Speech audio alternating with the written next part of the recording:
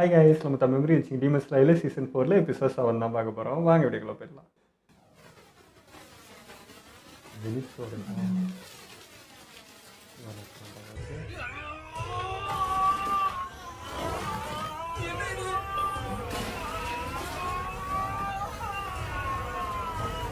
பாகுபலிடா.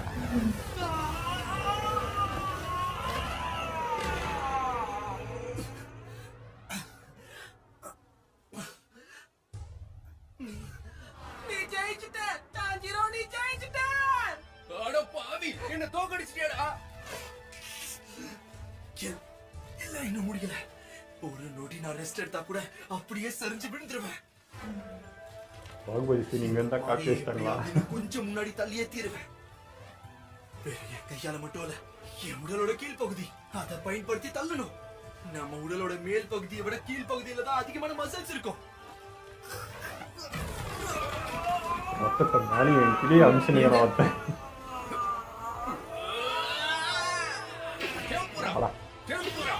இதோ நானும் இப்ப தள்ளுறேன்.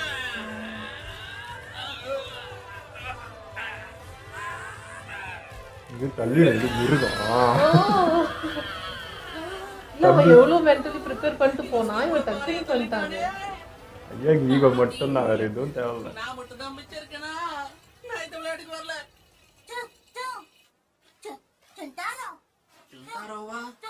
என்ன வேணும் உனக்கு? நான் இன்னும் பாறையை தள்ள முயற்சி கூட பண்ணல, அதனால என்னால அடுத்த லெவலுக்கு போக கூட முடியாது. லெட்டர் பண்ற எத்தனை இருக்குது? என்ன அவசரப்படுத்தாதீங்க. என்ன வேணும் உனக்கு? என்னது? என்ன கடிதமா?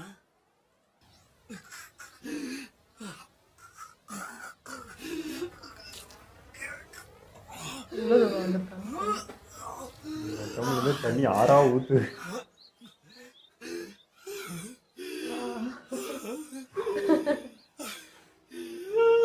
இது வெளியே வந்துரும் போல.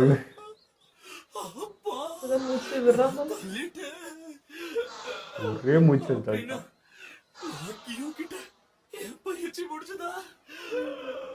சொல்லி முடிச்சது. தண்ணி ஆமா, உடம்புல இருக்க தண்ணி மொத்தம் போச்சு. இவ்வளவு வேலை செஞ்சியும் தண்ணி குடிக்கல. அதனாலதான் தொண்டெல்லாம் வறண்டு போய் நாக்கெல்லாம் காஞ்சி போய் கிடக்கு.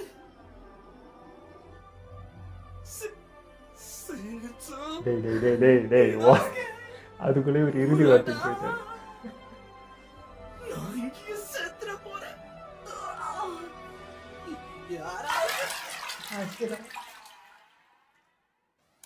அவரு கையாரு அவருதான். என்னை காப்பாத்திட்டீங்க. நாமோ அமீத புச்சு, நாமோ அமீத புச்சு, நாமோ அமீத புச்சு. அப்படி ஐயா செத்துட்டா? உயிரோட தான் இருக்கேன். ரொம்ப ரொம்ப நன்றிங்க ஐயா. இந்த பயிற்சியை நீ வெற்றிகரமா முடிச்சிட்ட. அவ்வளவுதானா? அது மட்டும் இல்லாம நீ கிராமத்துல நல்ல தேர்வுகளை செஞ்சிருக்க. உன்னை நான் மனசார பாராட்டுறேன். மூச்சு முட்டி சாவ.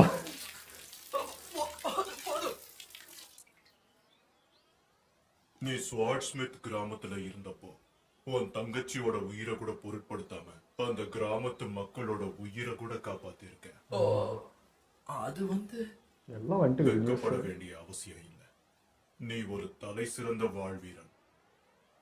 நியாயமா உன்னோட செயல்களுக்காக நீ பெருமைப்படணும். இல்ல, அது முடிவெடுத்ததே நெசுக்கோதான், நான் கிடையாது. நான் அந்த நேரத்துல குழப்பத்துல இருந்தேன். கிராம மக்கள் எல்லாம் குழப்ப நிலைக்கு போயிட்டாங்க.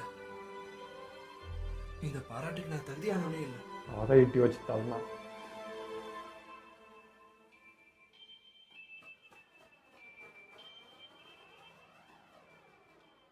இவருக்கு ஏதோ ஃபிளாஷ்பேக் போது போலயே. குழந்தைகள்னு சொல்லக்கூடிய இவங்க தூயமையா அப்பாவித்தனமா இருப்பாங்க, பலவீனமாவும் இருப்பாங்க. அவங்க மனசுக்குள்ள எந்தவித தீங்கான எண்ணமும் இருக்காது. ஆனா அவங்களுக்கு சுயநலம் ரொம்ப அதிகம். இருந்தாலும் இந்த குழந்தை ரொம்ப வித்தியாசமானவளா இருக்கா. நான் எப்பவுமே என்ன ஒரு சரியான பாதையில கொண்டு போக தான் முயற்சி பண்ணுவேன். ஆனா முன்னாடி என்ன வரும்னு தெரியல. ஆனா எப்பவோ யாராவது ஒருத்தர் எனக்கு உதவியா இருக்காங்க. அதனால என்னோட பாதையை விட்டு விலகாம நான் சரியா போயிட்டு இருக்கேன். அன்னைக்கு கூட நான் ஒரு பெரிய குழப்பத்துல தான் இருந்தேன். அதனால அவசரப்பட்டு தயவு செஞ்சு என்ன பாராட்டாதீங்க. எனக்கு தண்ணி கொடுத்ததுக்கு நன்றி. இன்னைக்கு வரைக்கும் எனக்கு பயிற்சி கொடுத்ததுக்கும் நன்றி. இது வரைக்கும் நிறைய விஷயங்களை கத்துக்கிட்டேன். என் சந்தேகங்களை நீ போக்கிட்ட. மத்தவங்க யாரு என்ன சொன்னாலும் சரி, நான் மட்டும் உன்னதான் மனசார பாராட்டுவேன். நான் சொல்றது புரியுதா தஞ்சிரும்? எனக்கு புரியல. ஏன் அப்படி சொல்றீங்க? லைஃப்ல இன்னும் நடந்திருக்கு. பல ஆண்டுகளுக்கு முன்னாடி கோவில்ல நான் அனாதையான குழந்தைகளை வளர்த்துக்கிட்டு இருந்தேன். சீக்கிரமா வா.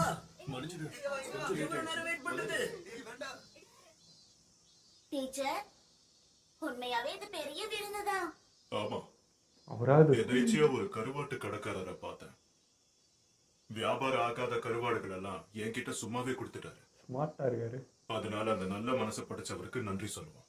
அதே மாதிரி நம்ம எல்லாருக்கும் சமைச்ச ரியோ தரோக்கும் ஆசாமிக்கும் நன்றிய சொல்லுவோம். என்ன பாராட்டுங்கப்பா. ஓ, ரியா தரோ. சயோ, என்ன இது? என்னோட பங்கு மீனை நான் உங்களுக்கு தரேன் டீச்சர். ஏன்னா நீங்க ரொம்ப ஒல்லியா இருக்கீங்க. நிறைய சாப்பிடுங்க.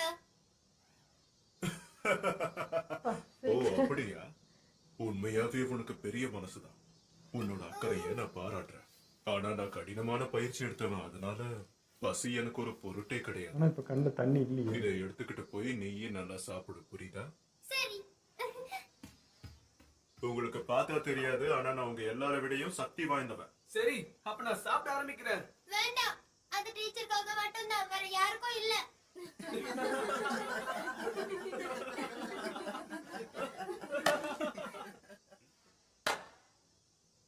உணவுக்கு நன்றி. நான் அதிருது. உனக்கு நன்றி. நாங்கெல்லாம் ரத்தத்தால இணைஞ்ச உறவுகளா இல்லைன்னா ஒருத்தருக்கு ஒருத்தர் உதவிக்கிட்டு ரொம்ப சந்தோஷமா ஒத்துமையா இருந்தோம். அங்க ஒரு குடும்பம் மாதிரி நாங்கெல்லாம் வாழ்ந்துட்டு இருந்தோம். அந்த நேரத்துல வாழ்க்கை பூரா நான் அப்படியே தான் சந்தோஷமா வாழ போறேன்னு நினைச்சுக்கிட்டு இருந்தேன். எதிர்பார்க்காத விதம் ஒரு நாள் பார்த்தேன்.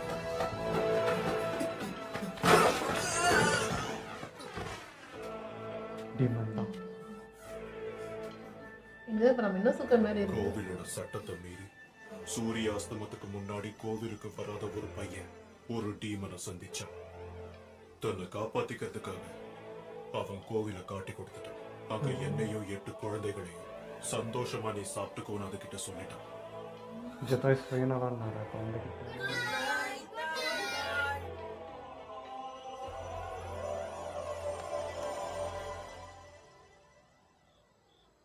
நாங்க தங்கி இருந்த அந்த பகுதியில டீமன்ஸ் இருக்கிறாங்கன்ற கட்டுக்கதை தொடர்ந்துகிட்டு தான் இருந்தது. அன்னைக்கு ராத்திரி எப்பவும் போல டீமனுக்கு பிடிக்காத ஊதுபத்திய கொளுத்தி வச்சிருந்தேன். அந்த பையன் நம்பிக்கையில இருந்தாலும் செஞ்சு அந்த வைக்கிறேன். டீமனுக்காக அந்த ஊதுபத்திய அணைச்சிட்டான். அதுக்கப்புறம் அந்த டீமனை கோவிலுக்குள்ள வரவழைச்சான்.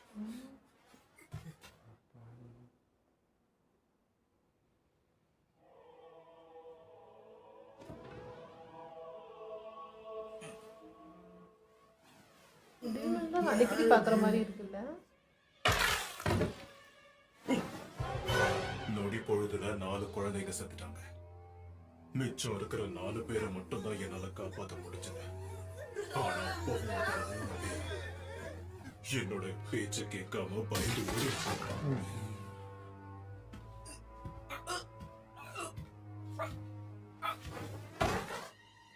அப்பாவியா இறந்து கடந்தாங்க. கழுத்து அறுக்கப்பட்டு அவங்க இறந்துட்டாங்க. அந்த சமயத்துல என்கிட்ட கொஞ்சம் தான் உணவு இருந்தது. அதனால நான் ரொம்ப ஒல்லியா இருந்தேன், ரொம்ப பலவீனமா இருந்தேன். அந்த நேரத்துல நான் குரலை உயர்த்தி கூட பேச மாட்டேன். எல்லாத்துக்கும் மேல கண்ணு தெரியாத ஒரு குருடனால என்ன பண்ண முடியும்? அவங்களை காப்பாற்ற முடியுமான்னு தெரியாது. அதனாலதான் அந்த குழந்தைங்க ஓடி போனாங்க. லார்ட் அவன் கண்ணு அப்படி இருக்கா? குருடா. எல்லாரை விட சின்ன பொண்ணான சாயோ மட்டும்தான் நான் என்ன சொன்னனோ அதே மாதிரி என் பேச்சை கேட்டு நடந்தா. எனக்கு பின்னாடி ஒளிஞ்சிருந்தா, அதனால அவன் மட்டும்தான் தப்பிச்சான். இருந்தும் காப்பாத்திருக்காரே. அதனால அந்த குழந்தைங்க நம்பாம போயிட்டு இருக்குதுங்க. இவனால காப்பாற்ற முடியும். சாயோவை காப்பாத்துறதுக்காக என்னோட மொத்த சக்திகளையும் திரட்டி துணிச்சலா சண்டை போட்டேன்.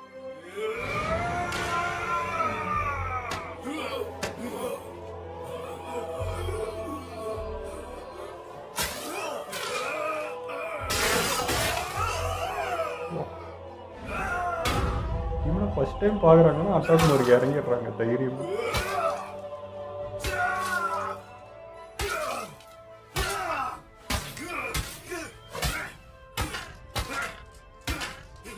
இந்த பசங்க மேலே எவ்வளோ பாசன்றது இங்கே பிஸியாக காட்டுறது. உயிரோட இருக்கிற ஒரு டீமனை கொல்றது எனக்கு நரக வேதனையை கொடுத்துச்சு. என் உடம்புல உயிர் இருக்கிற வரைக்கும் அந்த விஷயத்துக்கு என்னால என்னைக்குமே மறக்க முடியாது. வாழ்க்கையில முதல் தடவையா என்னோட கையை மடக்கி முழு சக்தியோட அடிச்சுக்கிட்டே இருந்தேன். என்னோட சக்தியை பார்த்து அந்த நிமிஷம் நானே பயந்துட்டேன். அந்த டீமன் என்னை தாக்காம இருந்திருந்தா என் வாழ்க்கை முழுக்க நான் எவ்வளவு சக்தி வாய்ந்தவனு தெரியாம அப்படியே வாழ்ந்திருப்பேன். ஒரு நாள் காலையில சூரியன் உதிக்கிற வரைக்கும் அந்த டீமனோட தலைய அடிச்சுக்கிட்டே இருந்தேன். அன்னைக்கு ராத்திரி நான் பல விஷயங்களை இழந்துட்டேன். எனக்கு காயம் பட்டுச்சு. சாயோவை காப்பாத்துறதுக்காக என் உயிரையே பணைய வச்சேன். ஆனா விடிஞ்சதுக்கு அப்புறம் அங்க வந்தவங்க கிட்ட அந்த சின்ன பொண்ணு என்ன சொன்னா தெரியுமா? அவன் ஒரு மிருகம்னு சொன்னான். அவன் தான் எல்லாரையும் கொலை பண்ணான்னு சொல்லிட்டான். அதனால பார்த்தல அந்த பயங்கரமான சம்பவம் அவன் மனச குழப்பிருச்சு. அவ வெறும் 4 சின்ன வயசு பொண்ணுதான். சின்ன பொண்ணு. ஆனாலும் அவளை தப்பு சொல்ல முடியுமா? குழந்தைகள் எல்லாம் எதுவுமே தெரியாதவங்க தான். ஆனா என்ன, அந்த பொண்ணு சாயோ அவளை காப்பாத்துறதுக்காக என்ன பாராட்டுவான்னு நினைச்சேன். எனக்காக சண்டை போட்டதுக்கு நன்றின்னு சொல்லணும்னு நான் ரொம்ப ஆவலா எதிர்பார்த்தேன். அவ ஒருவேளை அப்படி சொல்லியிருந்தா அது எனக்கு குழந்தை நிச்சயம் போலவே ஏற்படுத்திருக்கும். ஆனா என்ன பண்ண முடியும்? குழந்தை மனசு அவ்வளவுதான் யோசிக்கும். அவங்கள பத்தி மட்டும்தான் அவங்க யோசிப்பாங்க. அந்த டீமனோட உடல் காத்தோட காத்தா அழிஞ்சு போச்சு. ஆதாரமா இல்லை. அங்க மிச்சம் இருந்ததெல்லாம் இறந்து போன குழந்தைகளோட உடல் தான். என்னையும் கொலை செஞ்ச குற்றத்துக்காக சிறையில் அடைச்சிட்டாங்க. அப்போ மாஸ்டர் வந்து என்னை காப்பாத்தலனா என்ன நிச்சயம் தூக்குல போட்டிருப்பாங்க. அதுக்கப்புறமா நான் மொத்தமா நம்பிக்கை கூறியவனே கிடையாதுன்னு எனக்கே தோணிருச்சு. அதனாலதான் எனக்கு ஓ மேலையும் சந்தேகம் வந்தது. ஒரு மனுஷன் வெளியில எவ்வளவு சாதாரணமா தெரிஞ்சாலும் பொறுமை சோதிக்கும் போது சுயரூபம் வெளியே வரும். ஆனா நீ என்னைக்குமே ஓடி போகல, யாரையும் புறக்கணிச்சது இல்ல, பொய் சொன்னது கிடையாது. தூய்மையா எப்பவும் ஒரே மனசோட தான் இருக்க. நீ பார்க்க ரொம்ப எளிமையா இருக்கலாம், ஆனா எந்த சூழ்நிலையிலையும் சில பேரால மட்டும்தான் அந்த மாதிரி இருக்க முடியும். அதுதான் பிரச்சனை. நீ ரொம்ப விசேஷமான ஒரு பையன் தாஞ்சிரோ.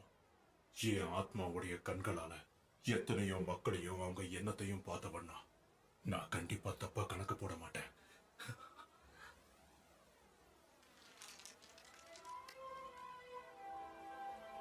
நாம எல்லாருமே எதிர்காலத்தை ரொம்ப தப்பு தப்பா தான் கணிச்சிட்டு இருக்கோம். இனிமே உன்னோட பாதை மாறாம நீ போக நானும் உனக்கு என்னால ஆன எல்லா உதவிகளையும் செய்வேன்.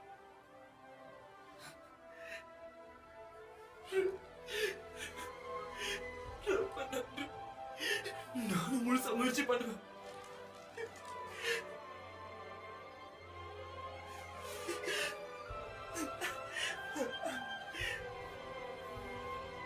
எனக்கு அவரே குழந்தை மாதிரி தாங்க தெரியுது.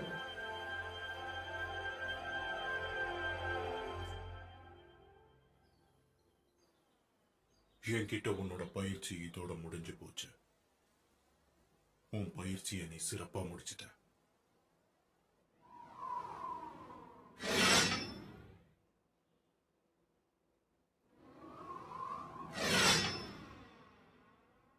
பஷீரங்கெல்லாம் ஒரு டிப்ரெஷனில் இருக்கிறாங்க. அதெல்லாம் சரி பண்ணி விட்டு போயிடுறான். நீ 1000 வேணா சொல்லு, இருக்கிறவங்களே அவரு ரொம்ப நல்லவர். எனக்கு சுத்தமா டேலண்ட் இல்லாததுனால என்னை தன்னோட சுகுக்கோவா ஆக்கிக்க மாட்டேன்ட்டாரு. ஆனா நான் டீமன்ஸை சாப்பிட்றேன்னு தெரிஞ்ச உடனே என்ன அப்ரெண்டிஸ் ஆக்கிக்கிட்டாரு.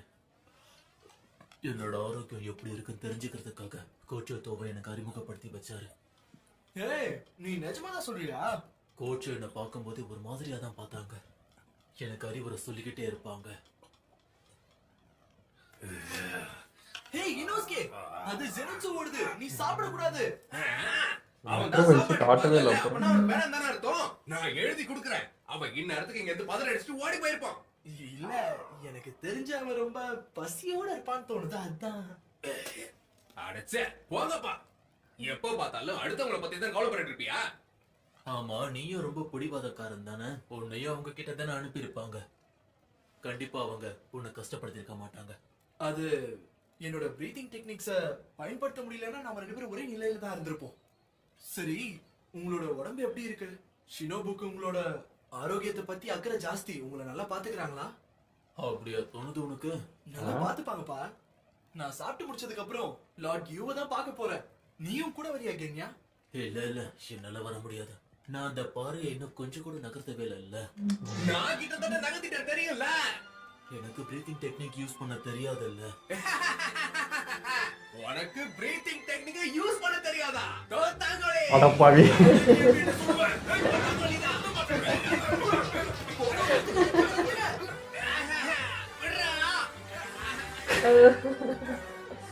நீ அவனை அடக்க ஒத்தனால்தான் முடியுது. பத்தி பேசலாம்னு நினைச்சேன். யார பத்தி? வின் ஹஷிராவை பத்தி. உங்க அண்ணனை பத்தி தான்ப்பா. அமைதியாயிட்டான். ஏன் என்னாச்சு? யாரு எங்க என்ன சொன்னா அமைதியாவாங்களும் எனக்கு தெரிஞ்சு வச்சிருக்கேன். என்ன பாரம்பரிய உட்காந்துட்டு இருக்காங்க. உங்களோட தள்ளிட்டானா? ஜெனிச்சோ, இங்கதான் உட்கார்ந்துட்டு இருக்கியா? ஒரு தியானம் பண்ற மாதிரிலாம் உட்காந்துருக்கேன். இன்னைக்காவது பாறையை நகர்த்தினியா?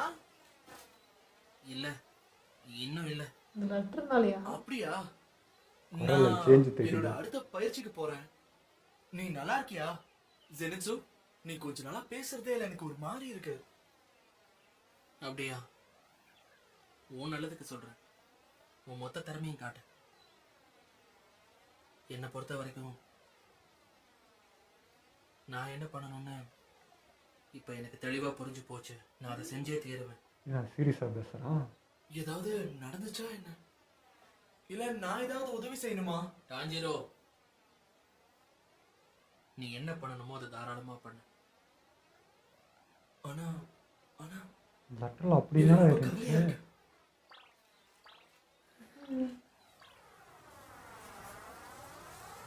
ஒரு வார்த்தை கேட்டா 40 வார்த்தை பேசுறான், 4 வார்த்தை தான் பேசுறான். உண்மையாவே நீ ரொம்ப நல்லவன் தானே. உனக்கு ரொம்ப நன்றி. வச்சுட்டு போயிட்டு. மேபி குரு தான். அப்புறம் என்ன ஆனாலும் சரி, இதை நான் எப்படியாவது செஞ்சே ஆகணும். ரத்தம் தான் வந்துருக்கு. என்னடா? மேபி குரு தான் லெட்டர் அனுப்பிச்சிருக்கணும். ஆனால் ஆயிட்டாங்க. ஜெனிட்சு, உனக்கு ஒன்றும் இல்லையே. எனக்கு தெரியல, என்னமோ ஆயிருக்கு. நீ எப்படி இருக்க நெசுக்கோ? உன்னை இவ்வளவு நாள் இன்னொருத்தவங்க பொறுப்புல விடுறது சரிதானா? அவர் அப்பா அம்மா பார்த்துக்காரு. தனிமையில ரொம்ப வாடிக்கிட்டு இருப்பாளா? அட, நான் இந்த இடத்துக்கு வந்துட்டேனா?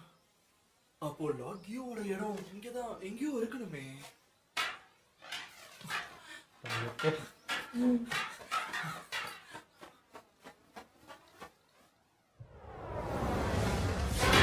ஓஹோ, இவங்க ரெண்டு பேரும். ஏன் எப்படி பண்றீங்க அப்பா? இதுங்க ரெண்டும் போதுடா. இதுக்கு ஏற்கனவே இன்னொருக்குள்ள கிளாஷ். என்ன வேணும்?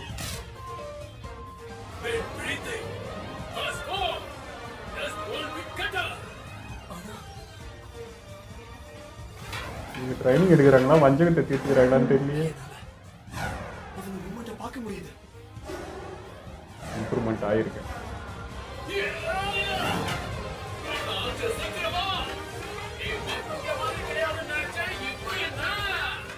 நான் உங்க எல்லாரும் முறையும் கிடையாதுதான். ஐயா, ஏய், Water breathing. Fourth form. Striking type. 4 சுத்தி சுத்திட்டாரு அதுக்கு. Seventh form. Draw triple thirst go.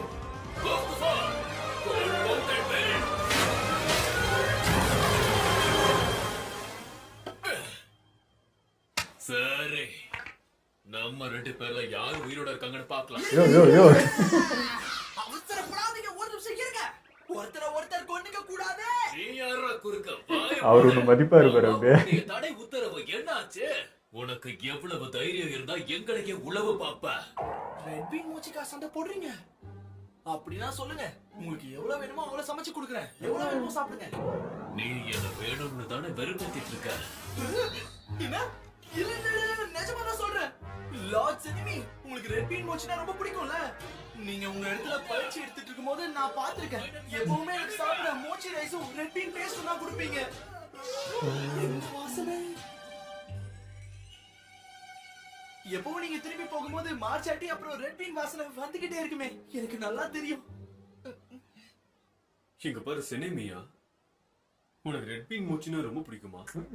அது ரொம்ப ருசியா இருக்கும்ல? ஒரு சீக்கிரத்தை வெளியே சொல்லிட்டான் போல. உங்களுக்கு வேக வச்சா பிடிக்குமா இல்ல வறுத்தா பிடிக்குமா? எனக்கு எங்க பாட்டி வேக வச்சு கொடுப்பாங்க, ரொம்ப அருமையா இருக்கும்.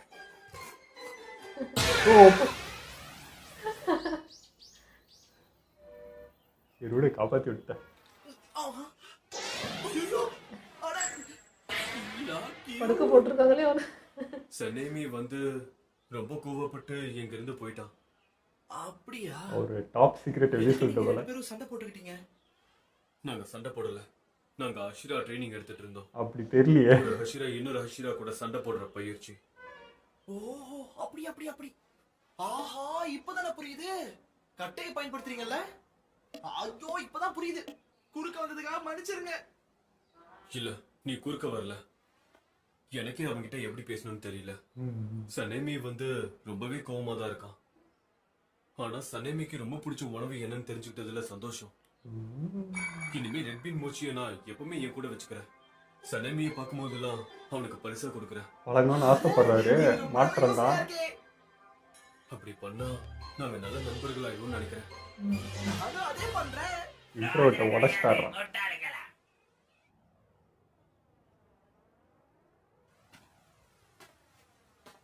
இவனுங்க எங்க சுத்திட்டு இருக்கானுங்கன்னே தெரியல.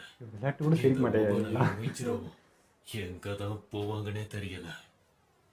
கையில கிடைச்சாங்கன்னா நசிக்கிறவன். அதுக்காக தான் காத்துட்டு இருக்கேன். ஐயாது மீன் மூச்சுக்காகவா சண்டை போட்டுக்கிறீங்க? கூடவே ஏற்கனவே காட் நகரம். அவனை முதல்ல ஏதாவது பண்ணி ஆகணும். அடச்சே! அவனுக்கு அப்படி என்னதான் பிரச்சனை? அவனை அந்த கடவுள் எதுக்காக படைச்சான்னே தெரியல.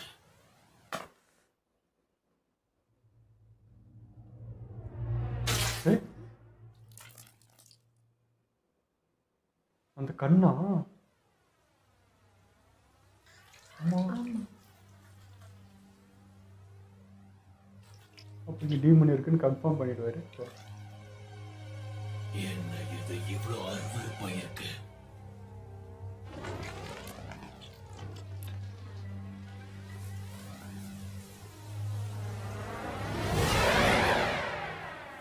உள்ள யாரோ வந்திருக்காங்க. எசத்தலா வந்து 4 நாள் ஆகுது.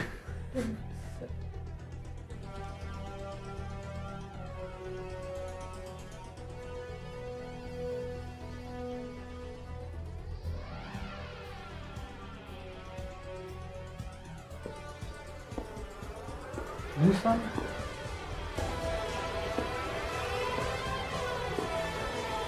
இங்க வந்துட்டானா?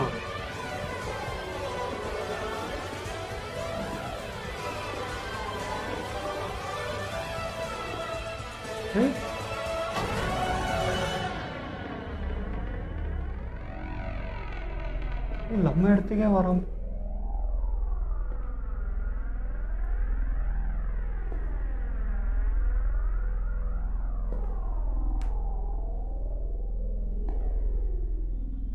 என்ட்ரி நல்லா இருக்கு.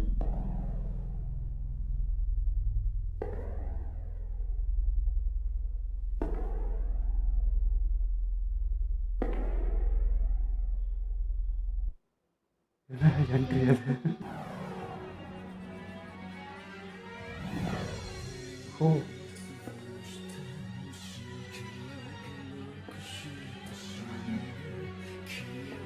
ஸ்லோ மோஷனில் பயங்கரமாக காட்டுறாங்க எல்பி.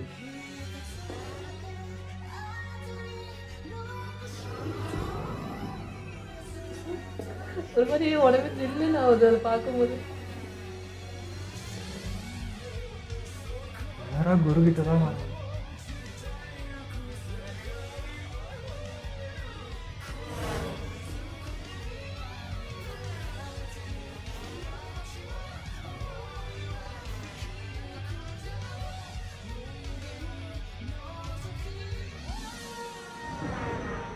பண்ணிட்டாரு.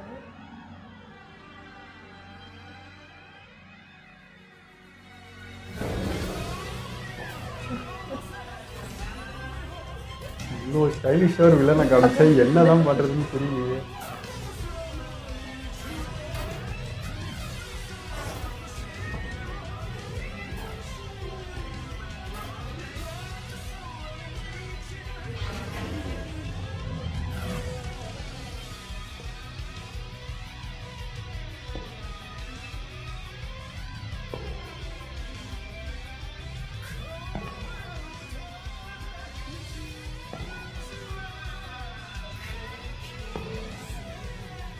இதுதான் கண்காணிச்சுட்டே இருக்கலாம் போல இருக்கு.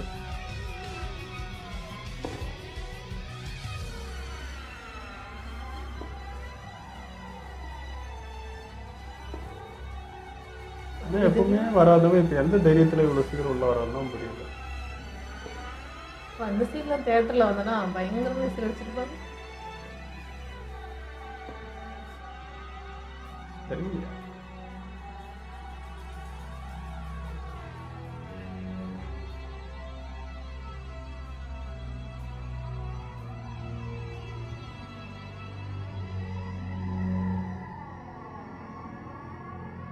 எனக்கு ஏற்ற மாதிரி இருள் ஆகுது.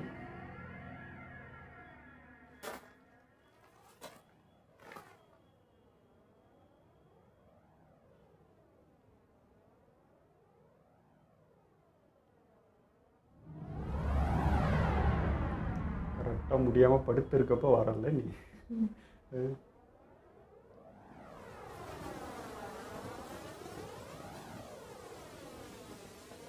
வணக்கம், நல்லா இருக்கீங்களா? உன்னை சந்திச்சதுல சந்தோஷம். கிபுட்சுஜி முசான், தெரிஞ்சுதான் பேசினுக்கிறீங்களா?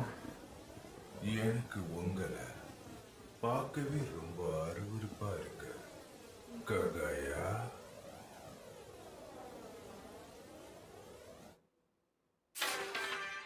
இன்னைக்கு நம்ம லார்ட் செலிங்கி பத்தி தான் பார்க்க போறோம். ஆமா, என்ன பண்ற? என்ன வம்பு கிழக்கிறதே உன்னோட வேலையை போச்சு தாஞ்சிரும். அப்படி வந்துருக்கு. அப்படி எதுவும் இல்லைன்னா என் மூஞ்சில முழிக்காத. சரி விடுங்க, தாஷா என்ன பார்க்கலாமா? லார்ட் ஷினசுகாவாவோட ஹாபி ரைனோசரஸ் பீட்டில் வளர்க்கறது. அவருக்கு பிடிச்ச உணவு red bean mochi. Red bean mochi? மறுபடியும் ரெட் பீன் மோச்சியை பத்தி சொன்னியா? அடுத்த ஃபைனல் எபிசோட் ஹாஜிரா யூனிட்டி மோட்டர் சொல்லுது. இன்னைக்கு எபிசோட் செம்மையா இருந்தது. அதுவும் அந்த மூசானோட வாக்கு, அந்த ஸ்டைலு நானும் ரசிச்சு பார்த்துட்டு இருந்தேன். ஏற்கனவே மூசான் ஃபேன் ஆயிட்டேன் நான். இது பார்த்துட்டு இன்னும் பயங்கரமா ஆயிட்டு செம்மையா இருந்தது. நம்ம அஷ்ராகோல டீமன்ஸ் ஸ்லேயர் கூட இந்த மாதிரி ஹீரோயிசம்லாம் காட்டினது இல்லை, ஒரு ஸ்லோ மோஷன் இப்படிலாம் காமிச்சது இல்லை. மூசானுக்கு வந்து ஹீரோயிசமும் காட்டுறாங்க, அந்த வில்லன் அதுவும் காட்டுறாங்களா, பயங்கரமா பிடிச்சி போச்சு. செம்மையா இருந்தது. எனக்குலாம் உடம்பு அப்படியே கொஞ்சம் ஜில்லுன்னு ஆயிடுச்சு. அந்த ஃபீலே அப்படி இருந்துச்சு. இதுவே வந்து உண்மையா அந்த மாதிரி கேரக்டர் தான் வச்சுங்களேன், வில்லனாவது மண்ணாவது அப்படின்ட்டு ஃபேன் ஆயிடும். அந்த டவுன் மைண்டட் தான். இப்போ நான் இவனை எப்படா பார்க்கறது, இவ்வளோ ஸ்டைலிஷாக ஒரு ஸ்வாகாக இப்படி காட்டினீங்கன்னா இவனை வில்லனா எப்படா ஏற்றுக்குதுன்னு நான் வந்து. ஆனால் அவன் மேலே தான் காண்டு தான் இருக்குது, இல்லை அவனை வெறுக்கணும்னு. ஆனால் காட்டுற சீன்லாம் நம்ம ரசிக்கிற மாதிரி வச்சுறாங்க. ஐயோ நம்ம மனசை மாற்றிடுவாங்க போலகுதே அப்படின்ற மாதிரி இருக்குது. ஆனால் நான் பண்ண மாட்டேன்டா, ரசிக்க மாட்டேன்டா அப்படின்ட்டு நம்மளை உறுதிப்படுத்திக்க வேண்டியதாக இருக்குது. பட் ஆனால் அது சொல்லியே ஆகணும் தாங்க. அந்த பயங்கரமா கிராபிக்ஸ் செலவு பண்ணி எவ்வளவு கொட்டி தீர்த்தாங்கன்னு தெரியல இந்த ஒரு எபிசோடுக்கு. வேற அதுவும் அந்த லெவல்ல இருந்தது ஃபுட் ஸ்லோ ஸ்டெப் அந்த மோஷன். சவுண்ட் எல்லாம் அந்த அந்த அந்த புகையோட வர்றதும் அந்த சவுண்ட் எல்லாம் பயங்கரமா இருந்தது. ஆமா, மியூசிக் பேக்ரவுண்ட்ல ஒரு மியூசிக் போட்டு அவன் வர்றப்பெல்லாம் ஒரு என்ட்ரி தான். அதான் இவங்க சொல்ற மாதிரி எந்த ஐஸ்வர்யாவுக்கும் யாருக்குமே இந்த மாதிரி என்ட்ரி வைக்கல. யாருக்கும் ஒரு ஸ்பெஷலான ஒரு இது எதுவுமே இல்ல. எல்லாருமே சாதாரணமா தான் காமிப்பாங்க. ஆனா தலைவனை லாஸ்ட் எபிசோட்ல இந்த முடியிற தருணத்துல அவனுக்கு மாஸ் காட்டுற விதம் இருக்குது. எப்பா எங்க இருக்கிறான் அவன், எவ்வளவு பவர்ஃபுல்லான ஆளுன்னு அந்த நடையில காட்டுறாங்க. ஆனாலுமே மனசுக்குள்ள ஏன்டா ஒரு மனுஷன் நடமாடுறப்போ இதுவாகிறப்போ நல்லா இருக்கிறப்பெல்லாம் நீ வரல, படுத்து கிடக்கிறப்போ வர நீ திமுறா அப்படின்ற மாதிரி தான் நான் என்னை தேர்த்திக்கிறேன். இல்லடா நீ பாரு இப்பயும் நீ வில்லனா தான்ங்கிற. ஒரே சமமா இருந்தா நீ வந்து அவர் நல்லா இருக்கும்போது நீ 1-on-1 மோதி இருக்கணும். அவர் நல்லா அந்த டைம்ல எல்லாம் முடிஞ்சதுக்கு தான் வந்திருக்கேன். நான் யோசிச்சுட்டே இருந்தேன், இவன் வந்து நம்ம நெஸ்கோ தானே கண் வைக்கணும், என்னடா நம்ம குரு மேலே கண் வைக்கிறான்னு பார்த்தா இவரே இறங்குறாரு. நான் கூட அதோட ஆட்டம் தான் நம்ம 4ஓட ஆட்டத்தை தான் பார்ப்போம் அப்படின்னு நினச்சா டேரெக்டாக தலைவரே வந்துட்டாரு. என்ன நடக்கும்னு தெரியல. ஆனால் அவர் ஒன்றும் பெருசாக இது பண்ணல. பாப்பா தம்பி நல்லா இருக்கியா, சரி உக்காருன்னு அவர் உபசரிச்சுட்டு இருக்காரு. சரி எப்படி எடுத்துக்கினே தெரியல, ஷாக் ஆவாங்க அந்த மாதிரிலாம் இதுவான்னு நினச்சேன். இல்லை, ஒரு பேச்சுவார்த்தை மாதிரி போயிட்டுருக்கு.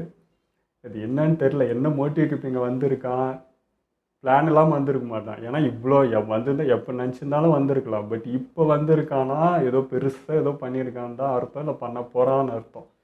சரி நம்ம பார்ப்போம். நான் டைரக்டர் யோசிக்கிறேன், இது வந்து ஒரு வில்லன் கேரக்டர் எடுத்துட்டு வந்துட்டு அது ரொம்ப நம்மகிட்ட ஃபோர்ஸ் பண்ணல.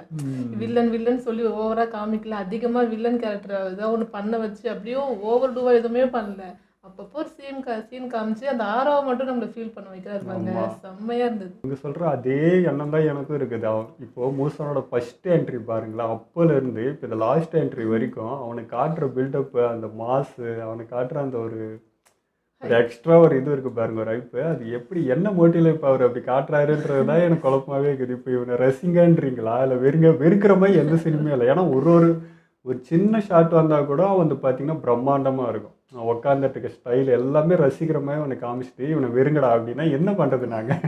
ஏன் அப்படி போட்டு நிற்க வைக்கிறாரு, வச்சு செஞ்சிடறாருங்களா. அண்ட் நீங்களும் இந்த எபிசோடு வர்றதுக்கு முன்னாடியே 7 எபிசோட லாஸ்ட் மிஸ் பண்ணிடாதீங்கன்னு சொல்லிகிட்டே இருந்தீங்க. அது ஏன்றது இப்போ தான் புரியுது. ஒரு பெரிய மாசின் இருந்தது இங்கே வச்சுக்கிறாங்க, வேறு லெவலில் இருந்தது. ஸோ லாஸ்ட் எபிசோடுக்கு இங்கே எவ்வளோ ஹைப் கொடுக்குறாங்கன்றது தான். அப்போ நெக்ஸ்ட் எப்படி இருக்கும்ன்றது எனக்கு ஏன்டா டக்குன்னு முடிச்சிட்டாங்கன்னு ஃபீல் ஆயிடுச்சு. இன்னும் ரொம்ப நேரத்துக்கு அந்த வாக்கிங்கே காமிச்சப்போ நான் பார்த்துட்டே இருந்திருப்பேங்க. அந்த ஃபீலே பயங்கரமா இருந்தது. அதனால தான் இவங்க வந்து ரெடித்து சேர்த்து பார்த்துரு அப்படின்னு சொல்கிறாங்க நினைக்கிறேன். இப்போ இதுக்கே எத்தனை காப்பிரைட் அடிப்பாங்க நான் யோசிச்சுக்கிறேன்.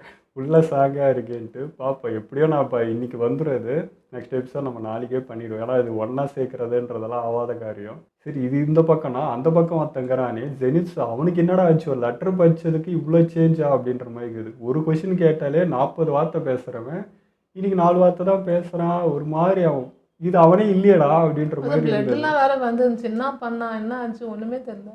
ப்ளஸ் இப்போ லெட்டர் அனுப்பிச்சிருக்காங்கன்னா நம்ம குருவாக தான் இருக்கு. எல்லாருக்குமே லெட்டர் அனுப்பிச்சிருக்காருன்னா நம்ம டேஞ்சரோக்கு அப்படி தான் அனுப்பிச்சாரு. ஸோ இவனுக்கும் அனுப்பிச்சிருக்காருன்னா அவராக தான் இருக்கும். பட் அப்படி என்ன அவர் அமிச்சாரு இவ்வளோ சேஞ்ச் அவனுக்கு விளையாடுது. ஆனா இவன் வந்து தனியா நானே பாத்துக்கிறேன்னு வர டயலாக் பேசுறான். நீங்க பாத்துக்கிற கரெக்டா இருந்துக்கிற ஏதோ சொல்லிட்டு இவன் மட்டும் தனியா ஏதோ பண்ண போற மாதிரியே பேசிட்டு இருக்கான். எனக்கு தெரிஞ்சு வந்து நம்ம நெசுகோக்கிற ப்ராப்ளமை எடுத்து சொல்லியிருப்பாருன்னு நினைக்கிறேன். அதனால தான், ஏன்னா பெருசாக பார்க்கறது இப்போதைக்கு நெசுகோ தான். நெசுகோ வந்து இப்போ ப்ராப்ளத்தில் இருக்கிறா, அவனை தாண்டா மூசன் டார்கெட் வச்சிருக்கான், அவளை கொல்ல போகிறாங்க அப்படின்னு ஏதாவது சொல்லியிருப்பாங்கன்னு நினைக்கிறேன். ஏன்னா தலைமை இவ்வளோ வெறியாகிறதுக்கு ரீசன் அது ஒன்று தான். நெசுகோ தவிர வேறு என்ன சொல்லி இவனை இப்படி சேஞ்ச் பண்ண முடியும்னு தெரியல. ஏன்னா அவர் நோட் பண்ணி தானே இருந்திருப்பார். இருக்கிறதுலே ரொம்ப பின்தங்கி இருக்கிறான் ஜெனிஸ். அதாவது எல்லாம் இருக்குது ஆனால் பண்ண மாட்டேன்றான், எதுவுமே முயற்சி எடுக்க மாட்டேன்றான்னு ஒன்று இருக்குது. ஸோ அதை அவனை வெறி ஏற்றணுன்றதுக்காகவே டேய் நெசுகோ செத்துருவா ஒழுங்காக ட்ரைனிங் பண்ண அப்படின்னு என்ன அமிச்சிட்டாரான்னு தெரியல.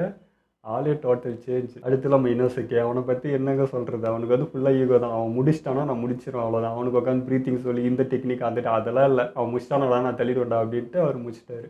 ஸோ நம்ம ஷினோபா சொன்னாங்க அவனை பற்றி அனிபர்ஜர் மாதிரின்ட்டு. ஸோ நான் அந்த அனிமல் பற்றி போய் பார்த்தேன். அப்போ தான் தெரிஞ்சது எல்லா மிருகத்துக்கூடையும் போய் சண்டைக்கு போகுது அது. இப்போ தான் அந்த பேர் ஏன் எனக்கு வச்சேன். அதேமாதிரி தோல் ரொம்ப கடினன்றதுனால எந்த மிருகத்தினாலும் அது ஒன்றும் பண்ணும். மோஸ்ட்லி சிங்கத்துக்கிட்ட தான் போய் மோதுது அது.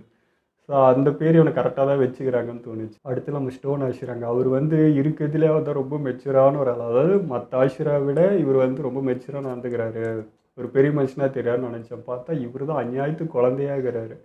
ஒரு குழந்தை மனசில் அவர் என்ன சொல்கிறது, ஒரு ஏக்கமாக இருந்திருக்காருன்றது புரிஞ்சுது. அதேமாதிரி அவர் கண்ணு தெரியாதுன்ற விஷயமே இப்போ தான் தெரியுது. நாங்கள் நினச்சோம் அவர் கண்ணு ஒரு மாதிரி இருக்குது அப்படின்ட்டு பார்த்தா ஃபுல்லாக அது பிளைண்டாக இருக்குது, அதனால தான் அவர் கண்ணு அப்படி இருக்குன்றது. ஸோ அதே மாதிரி ஃப்ளாஷ்பேக் காட்டுறப்போ கண்ணில் எந்த கண்ணீரும் இல்லை. இப்போ ஏன்னா அந்த கண்ணீர் ஊற்றிட்டே இருக்குன்றதும் புரிஞ்சது, இவ்வளோ வழியில் இருந்திருக்காருன்றது.